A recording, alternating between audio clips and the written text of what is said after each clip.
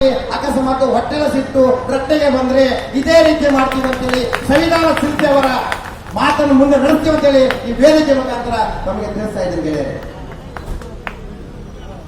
ಇವಾಗ ಇನ್ನೊಂದು ವಿಷಯ, ವಿಷ ಸರ್ಪಗಳು ಹೆಚ್ಚಾಗಿದ್ದಾವೆ ಸರ್ಕಾರದಲ್ಲಿ. ದೊಡ್ಡ ದೊಡ್ಡ ಹಾವುಗಳು ಸಣ್ಣ ಸಣ್ಣ ಮೀನುಗಳಿಗೆ ಹಾವುಗಳು ತಿಂತಾ ಇದ್ದಾವೆ. ಅರ್ಥ ಆಯ್ತಾ ಈ ಮಾತಿನಲ್ಲಿ? ಜಸ್ಟ್ ಹೀಗೆ ನಾನು ವಿಚಾರ ಮಾಡಿದೆ, ಇದು ಗಮನ ಹೀಗೆ ಬರದೆ ದೊಡ್ಡ ಹಾವು ಸಣ್ಣ ಹಾವನ್ನು ತಿಂತಾ ಇದ್ದಾವೆ. ಟರ್ಕಿದವರು ಗ್ರಾಮೀಣ ವಿದ್ಯುತ್ ಗುತ್ತಿಗೆದಾರರಿಗೆ ತಿಂತಾ ಇದ್ದಾರೆ. ಅರ್ಥ ಆಯ್ತಾ ಗೆಳೆಯರೆ? ಇದು ಏನಾಗಿದೆ, ದೊಡ್ಡ ಹಾವಿಗೆ ಸಣ್ಣ ಹಾವು ಬೇಕು.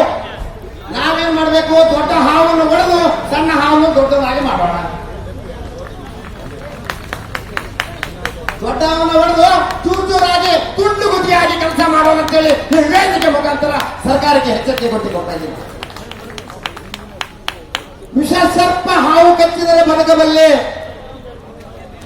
ವಿಷ ಸರ್ಪ ಹಾವು ಕಚ್ಚಿದರೆ ಬದುಕಬಲ್ಲೆ, 7 ಅಡಿ ಸರ್ಪ ಕಚ್ಚಿದ್ರು ಬದುಕಬಲ್ಲೆ, ಆದರೆ ಸಮಾಜ ಕಚ್ಚಿದ್ರು ಬದುಕಲಾರೆ ಎಂಬ ಗಾದೆ ಮಾತು ಹಾಗೆ ನಾವು ಉಡುವುದಿಲ್ಲ ಅಂತೇಳಿ ವೇದಿಕೆ ಮುಖಾಂತರ ಎಚ್ಚರಿಕೆ ಗಂಟೆ ಕೊಡ್ತಾ ಇದ್ದೀವಿ.